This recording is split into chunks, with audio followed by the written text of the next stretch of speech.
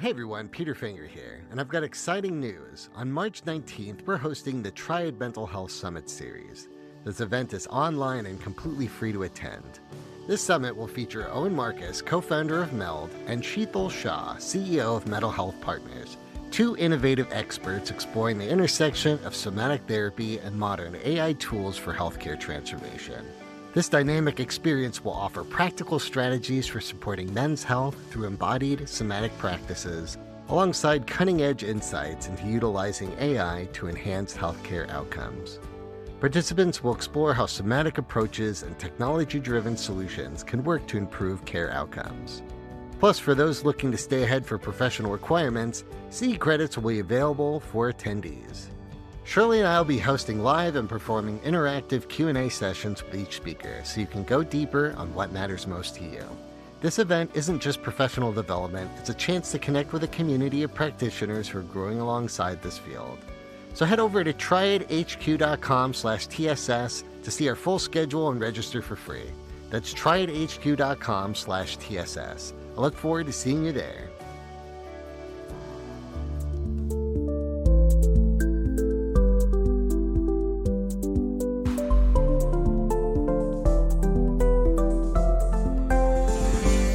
Welcome to Behavioral Health Today, a podcast brought to you by the Triad Network. This podcast is designed to share trending topics occurring within the world and our communities and bring them a behavioral and mental health perspective. Welcome to Behavioral Health Today. I'm your host, Peter Fenger, and I'm joined today by Sharlee Dixon. Hey, Sharlee. Hey, Peter, how are you? Yeah, I'm doing well, and I'm really excited about our topic because it is another one of our BHT Bytes, where we'll break down trending topics into quick, digestible episodes. Super easy, casual conversation. We like to have fun. So if you've been through the licensure process, you know that the ASWB exam is often seen as the final daunting hurdle. It is the gatekeeping to social work profession. And for years, we've known exactly what to expect from the 2018 version of the ASWB exam. But as of August 2026, that's changing. The ASWB board has released a new guidebook that completely revised the content outline. We're looking at fewer questions, a heavier focus on ethics, and a shift from what do you know to how do you actually practice. So today, I want to focus our conversation around some of the changes that are happening in August of 2026 of the ASWB exam. And whether you're a student preparing for your first exam or a supervisor guiding a supervisee, Shirley, I know that you are in the process of taking the ASWB exam for North Carolina. And so today, for BHT Bytes, we're looking at the 2025 changes and what they actually mean, the pros and cons of the new format, and the big question of whether or not you should test now or wait for the update. So what's exactly changing in 2026? The ASWB isn't swapping out questions, they're re-engineering the blueprint based on a massive 2024 practice analysis. So they surveyed 25,000 social workers and revised the exam. So they're taking it from 4 categories to 3 core areas. That is values and ethics, assessment and planning, and intervention in practice. So they're replacing knowledge, skills, and abilities with applied knowledge statements. So it'll read a little bit more like professional reasoning, and it's less about memorizing definitions and more about what do you do when client says X. The exam is looking to see your ability to handle gray areas rather than just textbook answers. Now, just talking about the 3 core areas, values and ethics is now going to be the most heavily weighted section of the exam. This means that the exam is asking you to be an ethical expert. So every scenario in the new exam will be viewed through the lens of the NASWB Code of Ethics. So Shirley, I want to ask you, when you hear values and ethics becoming a primary focus of the exam, does that feel a little bit more like an accurate reflection of what they actually do as a social worker in a room with clients versus maybe the old academic heavy model? It absolutely is. It's a huge shift, and honestly, it feels like the licensing board is finally catching up to this lived reality of our profession. As a social worker, we have a unique set of code of ethics that not every mental health professional has within their area, and so it is for years we focus on that code of ethics while we actually practice. But the licensing exam that we need to take to actually practice independently this did not focus on that. It focused on book knowledge, academic heavy information. And not to say that we should not know everything that's in the DSM or we should not be able to recall developmental stages that we learned in school or practice in a textbook. That knowledge is foundation. However, it's very rarely what we do in a daily basis, what we're actually focused on. And so it seems like the move towards values and ethics really acknowledges that social work is less about having the right answer and more about having a sound professional process to make decisions. We deal with, ethical issues on a daily basis and being able to accurately make decisions and help clients make decisions is something that we do every day. And so to be able to use something that we actually do daily for a licensing exam, I think really does speak to our profession much more than, book knowledge has done. Yeah. Yeah. I think the exciting part about this is really kind of stepping away from maybe a test taker's test Yes. to more of an ethical focus. I think it will benefit those in the actual practice of social work Yes. rather than maybe like the academic knowledge around social work. Right. I think that the Right. change is a step toward this evolution towards creating a standard of ethical practitioners. Right, right, Yes. right. And I really think that that's like it focuses more on integrity and Mhm. having a safe practice, not, deviating from where our profession says how we should work with patients. And so it really looks at, like I said, integrity and safety as a primary skill versus book knowledge. Again, not saying that we don't or shouldn't know those things, but if it's in a book, generally we can look it up, right? Just being able to make an ethical decision is not something that you can just read in a book. It's going Mhm. to come from practicing that information and really understanding what the ethics really are and not just being able to regurgitate information. Yes. Yeah. Yeah, well said. So let's talk a little bit about the actual exam structure because that too is changing. And I think one of the most surprising updates is that the exam is actually getting shorter, but the time limit is staying the same. So currently there is 170 questions with 150 scored and 20 pre-test questions. The 2026 format is going to have 122 questions with 110 being scored and 12 being pre-test questions, so unscored. Those are questions that they're testing in order to refine the future questions going forward. But you still get 4 hours to take the exam. So while it seems easier, the shorter test actually means that each scored question has a higher impact on your final result. So there's less cushion for mistakes. Now, Yeah.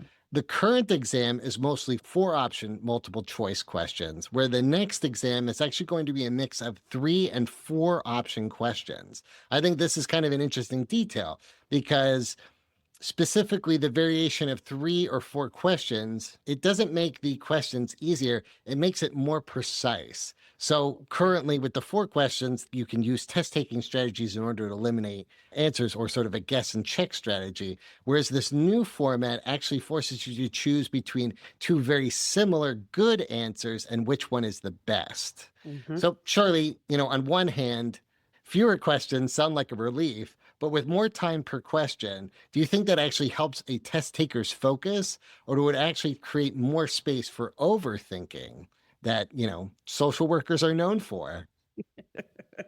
I mean, I laugh because as a social worker, I do tend to overthink things. And the more time that I have with an issue or with a topic, it allows me to peel back the layers of that particular problem, which I mean, it can be a good thing and it also can be a bad thing. So this test can easily become a trap for folks. I Mhm. mean, it's great for stamina. It allows you the extra time that you need, but it can also cause issues with certainty. Again, on the positive side, more time for each question allows you to like triage the situation. A lot of these questions are going to continue to have different qualifiers like first, best, next, most. having more time gives you the space to really dig deeper and to think through those questions. Who did it? What happened? Where did it happen? How did it happen? Really dig through those, those stem of the questions without necessarily being concerned with how much time you have. In the master's level exam that I've already taken, it was, oh my gosh, I have just a few minutes. Let me really think really quickly about what I need to do and how fast can I do it. So it alleviates that I need to move faster piece. But on the other side of that, you do have more time to add extra layers or really read more into the question than what is actually there. Instead of just taking the content that they give you, it's easy to add extra pieces to those questions or even think deeper about the people in the question and what their name might signify about them or their scenario, what that really means behind the scenes. It can be easy to get caught up in what isn't important for the actual question.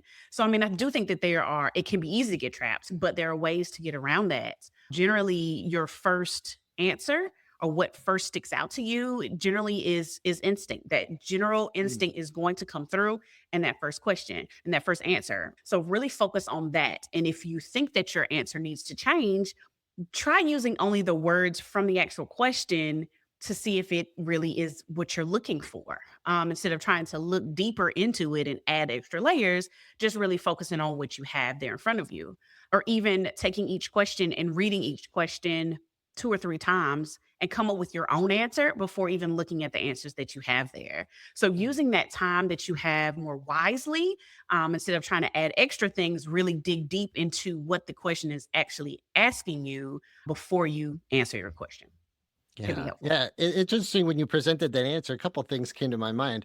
One is I can see how a reformat of this exam in this format, opposed to the 2018 version, is Mhm. actually a better reflection of the practice because I think that by actually studying for this exam might help you become a better efficacious practitioner. And Yeah. I think that that kind of helps, right? Because we sort of want to develop and craft our practice. This actually might help folks, really hit that standardization of practitioner before entering into the field. So it might be a little bit more accurate. The other thing is you're also painting a very interesting perspective of how we're currently doing the exam 2018 version to the Mhm. new exam and sort of how to approach those questions, right? It's not about test taking skills, it's about ethics and how Right. you might approach it. And so even just your approach of read the question, answer it yourself, then see what answers are available that align with Yes. your approach.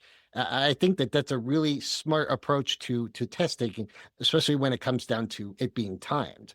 It's about your values and ethics, and so you Mhm, wanna make sure that you're really thinking about what those are before you kinda taint yourself with mhm. with the options that are placed in front of you.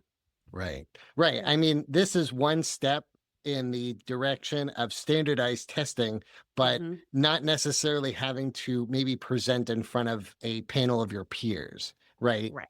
Yeah. Yeah. It's trying Yeah. to find this collaboration of the two. So Right. so we get to look forward to a new format and kind of just to sort of park on current exam and studying for the next exam, or really building skills for today for a change tomorrow. Really, a common fear is if we start studying now, that it's Mhm. going to be a waste of time until the 2026 changes. But really, the core clinical reasoning, it's not changing. It's really just how it's measured. So Right. preparing for the ASWB exam now means that you'll be studying with current materials of the exam that we know. But Mhm. current topics such as assessment or clinical intervention, professional boundaries, those are going to be universal. Those are the things that will carry over for this exam as well as the exam into the future. Right. So another thing as we sort of evaluate the current landscape for exam prep is we want to start to look for exam prep materials that will say that updated materials will be coming soon. So I know companies like ATBS as well as other exam prep companies will mention about updates. We're aware of the updates and updates are coming later. So surely if somebody who really values professional development, do you think the stress of looming changes helps motivate people to get their license sooner? Or does it really just add a necessary layer of anxiety to the process? Hmm. That's a really good question. Because really looking at through a lens of growth, I mean, it is an opportunity for folks to really figure out if this is a good time or if it's not. We haven't had a change to this test since 2018, and so I know I haven't thought about anything about there being a change. So it's a new thought process to really think about like this is really changing and how the test is going to test me. Mhm. Is changing as well. So the best time I can honestly say the best time to test is when your logic is consistent. If you're currently taking practice exams, you've been studying, you understand and you like get this current logic, like all up on everything that's in DSM, medications that are necessary. Like, what is there. You've been taking practice exams, you feel comfortable with what they're asking in this version of the test, then right now is the time for you. Like, don't, let that looming change be a fire under your feet to get it done because it is going to change. If you feel comfortable now, go ahead and go with that comfort level. But if you're someone like me that is not, I'm not up to date with all of the current academic heavy information. It has been I to not date myself, but many decades since I was in the master's level program for social work. And, it was even before the 2018 changes. So my mind is not quite ready for the logic that's there now. However, because I have been practicing for a few decades, I understand ethics. I really sit back and think about things before I make decisions in practice. I can understand how things shift and change and how a small choice that you make can really impact the lives of not just your patients but your license level and your safety within your career. And so if you're someone who is understanding of values and ethics and you know are interested in assessing your natural clinical strengths and skills that you've been using, then maybe it is best for you to wait. If you're not quite ready for it, then trying to rush yourself towards being ready is not going to help you. So motivation is great, but hurrying yourself can be dangerous and adding that level of anxiety to a test that already is anxiety producing, to be real, and trying to get it in by a certain time frame adds an extra level of unnecessary strain. We'll be right back after a word from our sponsor. Are you preparing for a licensure exam in psychology, social work, marriage and family therapy, counseling, or behavioral analysis? AATBS is here to help. We have been supporting behavioral and mental health students to prepare for their licensure exams for more than 45 years, working with over 1 million students to succeed on test day and move on to the next step in their career. With products ranging from comprehensive courses to quiz banks and delivered live online, self-study online, and in print, AATBS has test prep solutions that meet every student's needs and learning styles.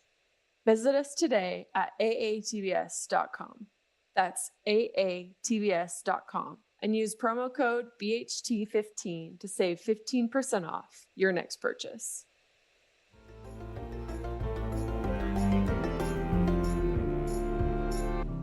Yeah.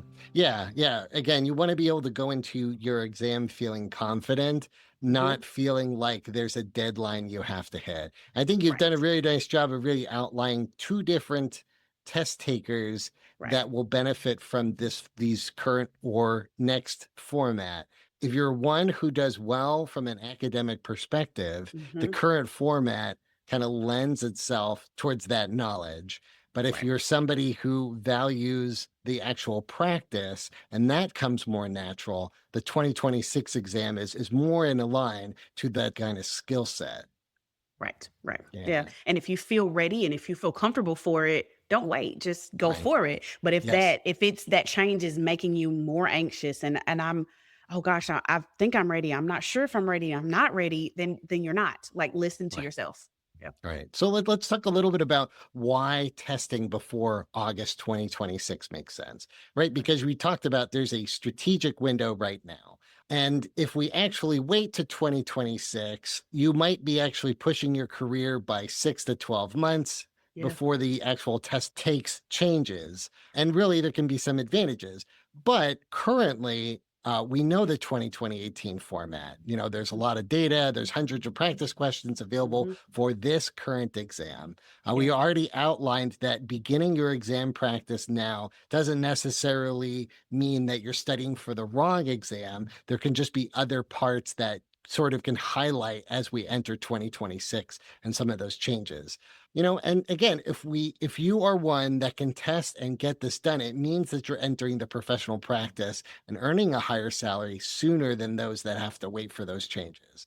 So That's true. also, the other opportunity is that there are exam prep companies that offer that safety net, right? Look for past guarantees, look for updates to materials as those change, because what you purchase now can then get refreshed or content updates later on. So you understand that because you're testing or getting materials now, that there's not necessarily a cutoff after August 2026. Gotcha. So, Charlie, I know you are a supervisee currently, but if you were a supervisor now, would you be pushing your supervisees to sprint for the finish and finish before that August 2026 update? Or would you actually tell them to take their time and wait for the new, shorter version?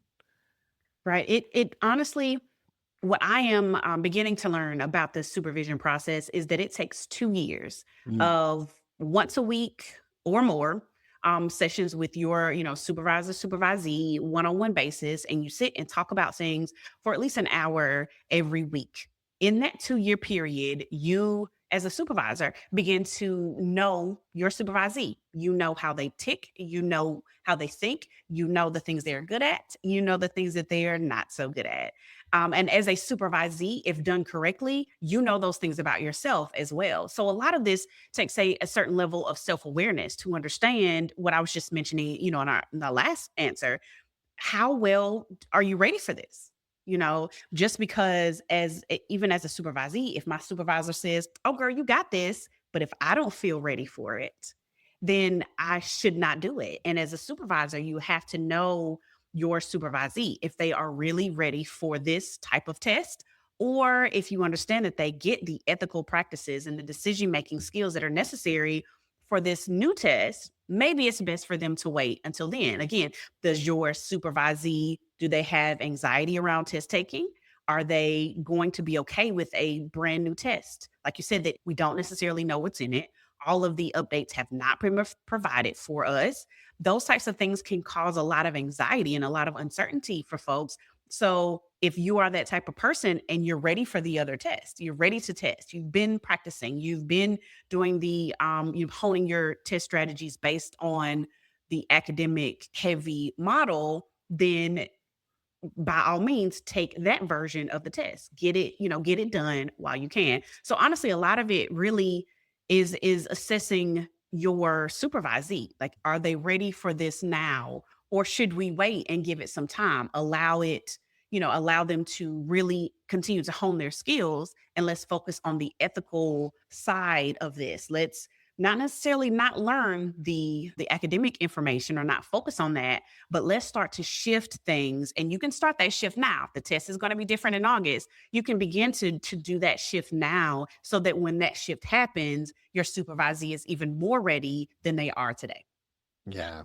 Yeah. I like that perspective because, again, we can start to shift now, right? Yeah, yeah. We can start to think about case study thinking Hmm. now as the exam will change, right? Right. So the next point I really want to talk about is how do we stay ready? ASWB is tricking out details. They've already mentioned that information is subject to change, but really the best people to follow is going to be the ASWB board themselves. You can also look at reputable test preps like ATBS for latest updates. I know that there's a blog to follow over there, as well as an entire page dedicated to ASWB updates. And mentioning again, this is a chance to start to shift applied knowledge toward case study thinking. And again, like really, the goal is the same. You're providing a safe, ethical practitioner. But as you mentioned, Charlie, this is kind of an interesting chance for things to evolve. And as you look at the profession evolving, how would you like to see these licensing boards continue to adapt? Are you thinking maybe a shorter, more ethics focused exam is in step with the right direction for the future of this industry? Absolutely. And I'll answer it kind of in two parts. So I want to start from the beginning with the evolution of the exam itself. I've been a social worker since about 2009. That's when I became licensed as an LMSW. And at that time, the licensure test was even more different then than it became in 2018, and then this Right. shift that is happening now. in 2026. So it's refreshing to see that our profession is really adapting, that we are really evolving, that we're really changing to fit the times. And so it's pretty cool to be a part of a profession that understands that times are changing and we need to change along with it. Mhm. But of course, there's always room for growth. And I'd really like to advocate for universal licensing. I know that there is a interstate compact that is in the works. Not all states have joined on to that yet. So seeing the process towards that is welcomed. Absolutely. It because right now the names of licenses, the levels, the requirements, they're all different from state to state. And in many professions, you can go and take a licensing exam in one state, earn your license, take that license to another state, apply, and you get your license in that state as well. But with social work, it's not the same. Mhm. I moved from South Carolina, where I am still LMSW, but in North Carolina, that license level does not even exist. And so while it did allow me an opportunity to grow, to change, to evolve, to fit the needs of my new environment, it also caused a lot of stress in trying to figure out, well, now what am I supposed to do? I have this, this license that I cannot necessarily use here, and I need to work towards something completely different. And that's great. And I am working towards that at this point. But at first, it took some time to really adjust to this new level of normal. And so I want that for the future of my profession, to have that one universal licensing procedure across all states. I know that it's coming, and so I'm looking forward to, to that change. Otherwise, the test itself has often been criticized for creating racial and socioeconomic pass rate disparities. So, in many communities, especially in communities of color, we have not always been able to pass that exam with the same rate that other communities have. And I'm hoping that with a shorter, ethically focused exam will help that. And so I'm glad to see that boards are moving towards something different and more, competency based questions and, decision making, focus, because that is, as a social worker, what we do. We use our ethical basis to make decisions. And so it's nice to see that that is, something that we are working towards.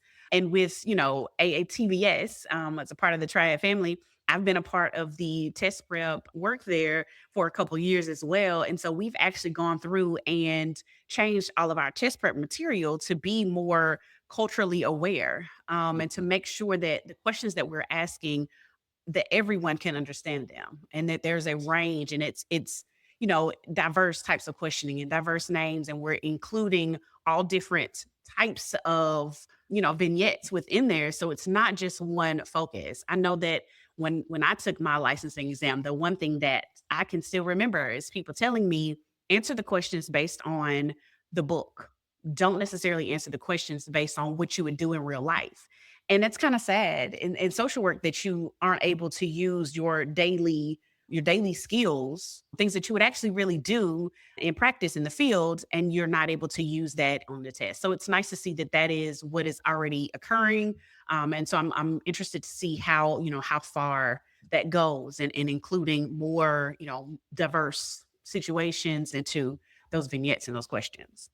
Yeah, I agree. I have heard those criticisms around, the board exams and really the gap between passing scores of populations of color, Yeah. and that there really is a opportunity for things to become more equal. And I do agree with you. I think that a change toward competency rather Mhm. than say like academic knowledge is a positive shift. We mentioned before, I think that this is the happy marriage between really demonstrating your practice in a room Mhm. full of peers and really just your understanding of ethics. I think that this is sort of the marriage between that and standardized testing. It Um, really is. And I honestly do think this is, even with the criticisms, I do think this is absolutely a step in the right direction. While reducing the question load, it allows you to use your best judgment, and not just how quickly you can answer a question or how quickly you can recall information. It really digs deep into what makes us unique as social yes. workers, is our focus on the code of ethics. With it being the most heavily weighted section, it sounds like the board is saying we care more about integrity than your ability to memorize and regurgitate information. And that Yes. is refreshing. It feels like we are now being seen as social workers and what we really bring to the mental health profession. I'm excited about it. Yeah, yeah, it is an exciting change, and one of the things that I also think is a really interesting opportunity is that our world after 2020 gave us some liberties Hmm. that I think we can see the impact of addressing the mental health crisis. Absolutely. And I think that, not only just what you're talking about of sort of universal licensing, which can Hmm. be a real assistance to addressing those who need help, but really a change in the exam and creating a more standardized practice that will raise more efficacious social workers Yep. will also help address that. Rather than sort of creating a barrier based on sort of academic knowledge, you're really testing a group based off of their practice and the Yes. ethics that are around it and an understanding of the NASW code of ethics and really creating a new generation of social workers that'll go out into the field with that strong knowledge. Absolutely, absolutely. And so I'm hoping that it includes some level of focus on, again, like you mentioned, those types of changes, like the increase or even the introduction of telehealth across state Yes. lines, or even algorithmic bias that comes across to, the introduction of technology. So I'm looking forward to where the new test takes us, and what pieces we haven't heard about yet. Yeah. Yeah, I totally agree. So, really, at the end of the day, a change in the exam format doesn't change the heart of what social workers do. Whether the ASWB is asking for 170 questions or 122, they're really looking for the same thing: a clinician who can think critically, act ethically, and protect the well being of their clients. If you're on the fence, remember that the skills you're building now, pacing, reasoning, and ethics, are going to serve you regardless of what version of the exam you sit for. August 2026 will be here before you know it, but the path to licensure starts with the work you do today. We'll be keeping a close eye on the updates and sharing them as they break. But for today, thank you very much for joining us on this episode of BHT Bytes. And we'll see you next time on Behavioral Health Today. We appreciate all the support from our community, and if you like our show, one of the best ways you can support it is by giving us a 5-star rating and leaving a review. Behavioral Health Today is a podcast part of the Tried Behavioral Health Network, all rights reserved.